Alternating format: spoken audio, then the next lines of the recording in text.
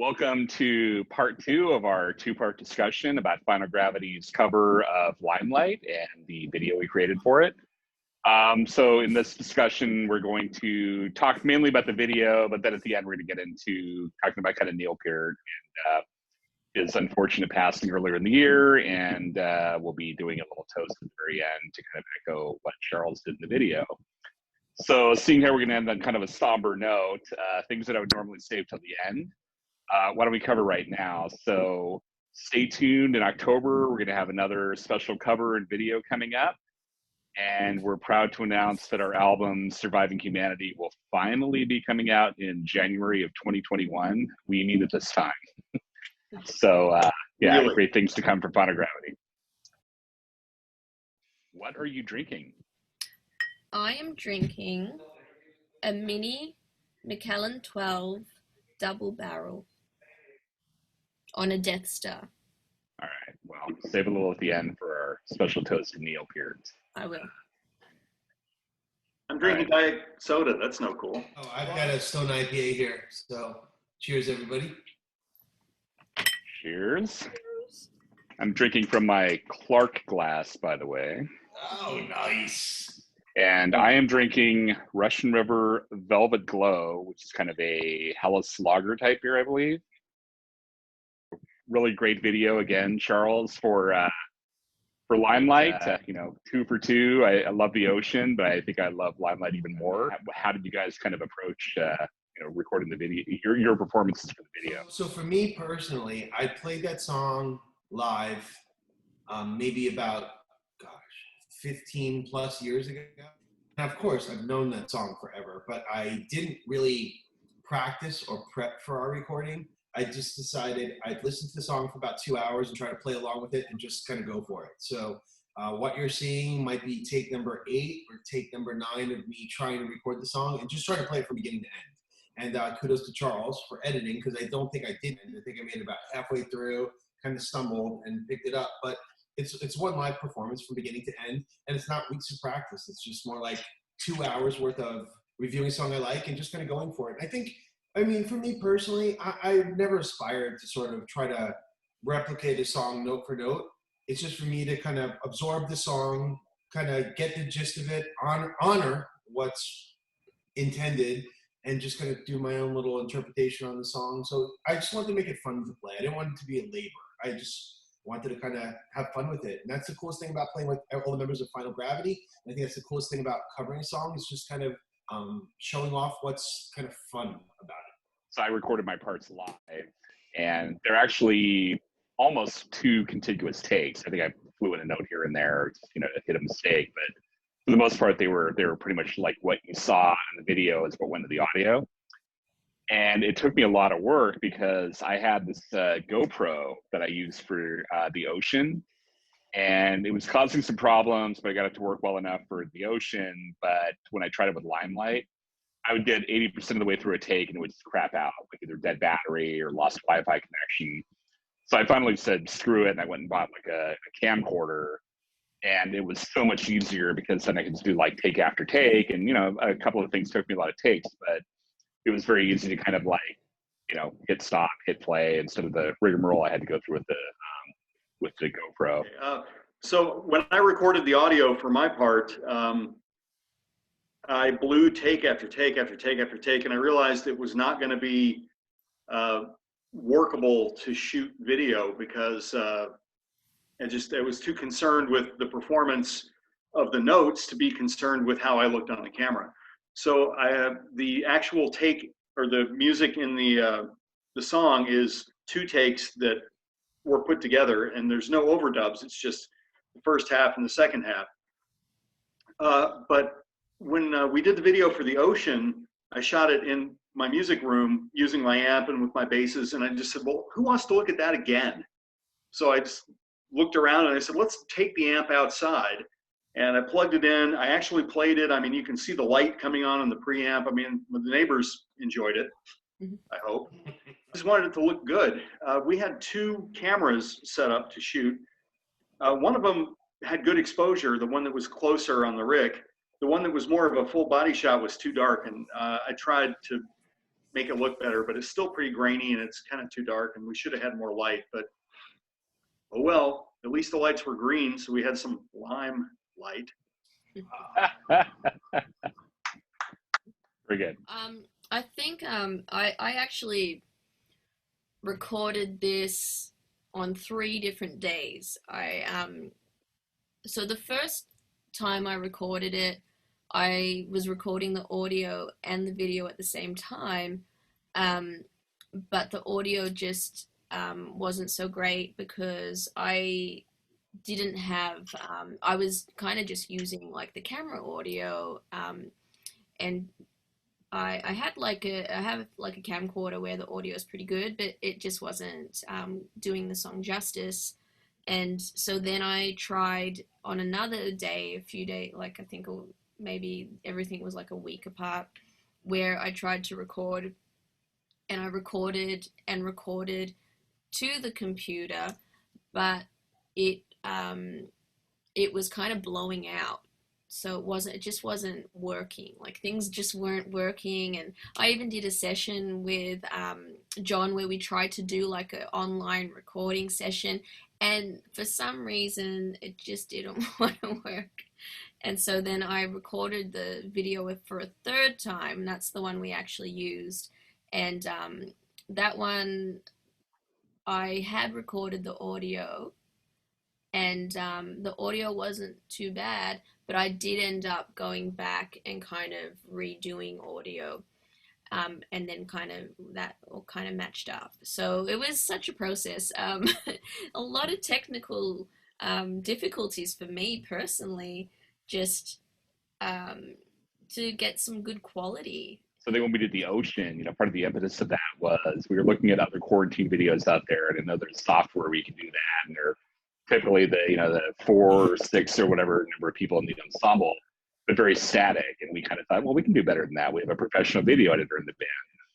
And I think the Ocean, turned out great, but I think Limelight is like a whole new level, like in terms of, it's basically us kind of playing at home, but I think the shots in the backyard, the green lighting, the callbacks to the original video were, I was pretty blown away by what you came up with. Okay, well, the video, I decided to, at first I was going to try to pay tribute to the original Limelight video, but unfortunately that's 3 guys in a professional studio, and that's not what we are, so I gave up on that idea pretty quickly. But then I said, you know what, let's make it look 80s. I'm going to put little green borders around windows, and we're going to have a cool background. I'm going to go a little bit retro on it to sort of, the song is from the 80s, so let's make it look a little 80s. And it was just to try to keep it interesting. There's a lot of effects, pictures, on top of pictures. And the thing that I was saddest about is that there's so many little interesting licks, like drum fills or bass fills or things that you can't show them all. There would be little parts where it's like, oh, I play this cool bass part, but then I'm realizing, well, I can't show myself because it's not really appropriate. It's something is happening, like there's vocals or there's a drum fill, and you don't want to step on what's clearly the most important part by cutting to something that's not as important. I did it in Avid Media Composer, which is not the best choice for doing effects. It's a very unwieldy piece of software for effects. I really prefer Adobe Premiere, but I currently don't have a copy of it.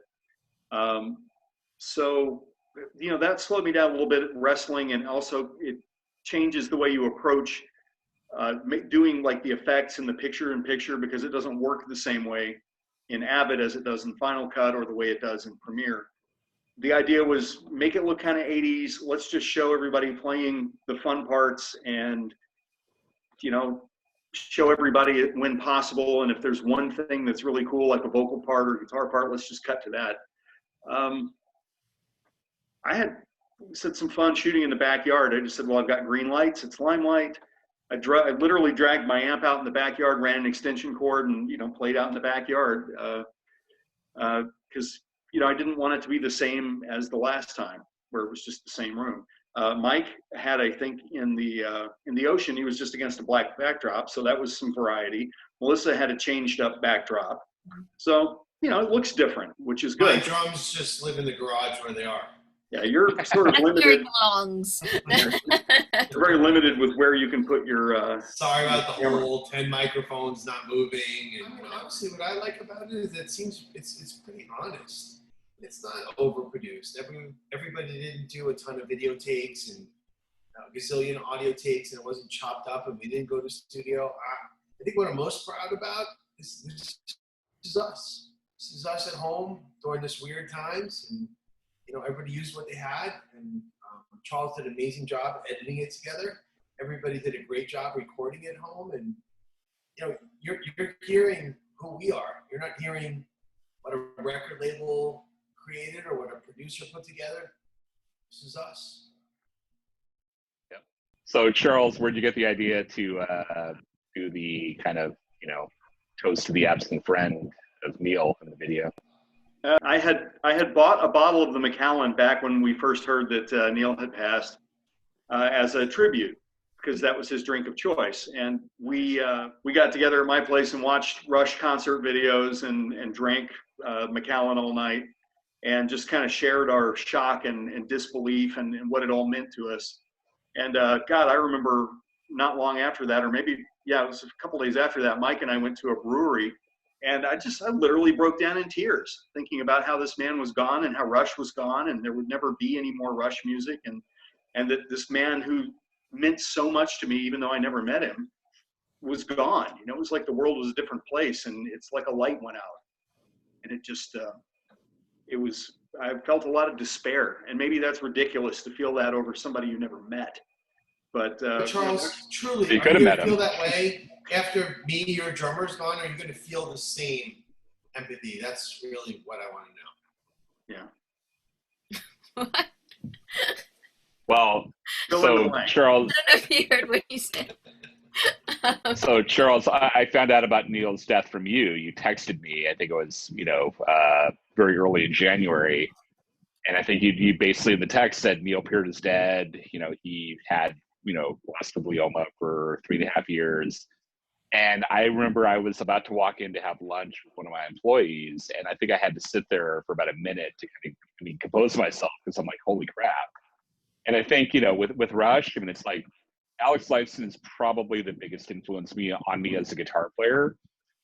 I don't even think I knew how much Neil's death would hit me until it happened, because I was thinking earlier, I guess maybe I always kind of assumed that Neil would be immortal for an unlimited time. It really kind of rocked my world. Like I almost can't think of a musician that will affect me the way his passing did. To answer Mike's question, though, that bottle of the Macallan that I bought that day that I heard that Neil died, I had a hard time getting it. I started calling around, and apparently there had been a big run on the Macallan that day. So apparently there were a lot of Rush fans who knew this and were buying it so they could have a drink in his honor, Neil's honor. I did manage to get literally the last bottle at my local store that I had already been to 2 other places, and they were sold out. But I did get the bottle. Everybody came over a couple days later, and we had our toast to Neil. So I still had that bottle, and I was, portioning it out a little bit at a time. And then the night that I was shooting the video, I just said, well, that would be a nice little tribute. I'll just put the bottle, and I'll put a couple of glasses, and then leave one as, for someone who's absent. It's the same as tipping a 40 for your homie, but classy style, because you wouldn't want to pour out the Macallan. No. So I just had that idea and shot that, and there was no forethought. It just kind of popped in my head, and I said, let's do that. That seems like it would be a nice way of saying that we're saving a drink for someone who's not coming. Well, what kind of blew me away is me being a drummer. All drummers think of Neil Peart as a drum god. But just to expound upon what Charles was saying is, I was blown away about how many people, after Neil Peart passed, people were posting things that were related to his lyrics. So it's amazing to me what moved me the most was how many people didn't think of him as a drummer. They thought him about a lyricist, and all the things that moved them the most or inspired them the most actually came out of what he said through the words he wrote, not just drum parts he created. So I think is a huge testament that even though he's a drummer, I think some of the biggest impact he made on people's lives actually came through the lyrics he wrote, or the words and thoughts he kind of. Well, and I think back to the theme of Limelight. I mean, he's the guy that got all this adulation despite being so uncomfortable with fame, and the fact that he could, he's written about this. He could meet you at a national park and talk to you for hours about bird watching. But the moment you say, "Aren't you Neil Peart from Rush?" he would kind of, clam up and get very uncomfortable. It's just he had this really, intense reaction to being recognized, being a famous person. And I think maybe that added to the allure, like made it more mysterious. But I think he just had such a fierce integrity to him. I think people really responded to that. Well, there's like there's so many levels to me. Don't pigeonhole me, right? I think every musician feels that in some degree. You feel that a little bit, where if someone only knows you for your talent, it's a little awkward and uncomfortable, because they look at you not as the real you. They look at you as a piece of you. One of the coolest things about Rush, and specifically the song Limelight, as one of the things you were just saying, is it's not just about the words, it's not just about the bass part or the guitar, or even how amazing the drum part is, but it's amazing what a great song it is. So when you take all those three individuals in Rush and you put it all together, and what's so amazing about a song like this is that it all kind of comes together as a team. And that's one of my favorite things about Rush, is that even though they're all individually phenomenal musicians and the lyrics are phenomenal all by themselves, what makes it really special is just it all kind of coming together, and nothing sort of outshines anything else. It's all a big team effort. And that's one of my favorite things about playing the song together with Final Gravity. I feel like we all, even though we were isolated because of this whole current quarantine or pandemic kind of situation, I feel like we have enough of a relationship together that we're playing the song together, even though we were separate. Well, so as we kind of get to our toast part, I mean, I don't think we have time to get into the true depth of the tragedy of Neil's passing, given all the tragedy that he had in his life. I highly recommend you read the book Ghost Rider, because it'll really kind of tell you, getting too much into it, it really is just tragic that, within a short period of ending his time with Rush, he had to have this whole new challenge. But kind of as we transition into our toast, in the book, he rode a motorcycle all around North America, literally from the southern tip of Central America all the way up to Prudhoe Bay, Alaska. And he repeatedly referred to checking into a hotel and kind of, sitting in a chair and pouring himself a dram of the Macallan. And I suspect that when he referred to the Macallan, he was talking about the Macallan 18, which Charles was kind enough to get me for my birthday, and that's what I'll be toasting with tonight.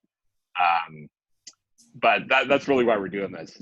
Neil was very, very focused and single-minded, sometimes obsessive, and I think when it came to Scotch, I saw evidence that he would drink another Scotch occasionally, but he was very much about the Macallan. So I think it's fitting that we put that in the video, and I think it's fitting that we toast him with it right now. So, Charles, I will leave it to you to lead a toast to the late, great Neil Peart with the Macallan. Yeah, so this, to be perfectly clear, is not the Macallan, but it is a fine whiskey nonetheless. Unfortunately, the very last of the Macallan that I had was consumed in that video that we made. And I have not had a chance to buy another bottle. So this is whiskey. I appreciate you doing it for the team. It is not Scotch, however. To Neil Elgert, gone too soon. He is sorely missed, and the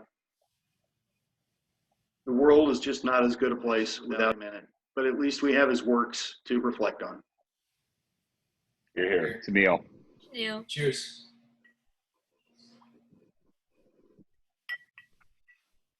All right, so that was our discussion of Limelight, the recording of the song, and the cover we did.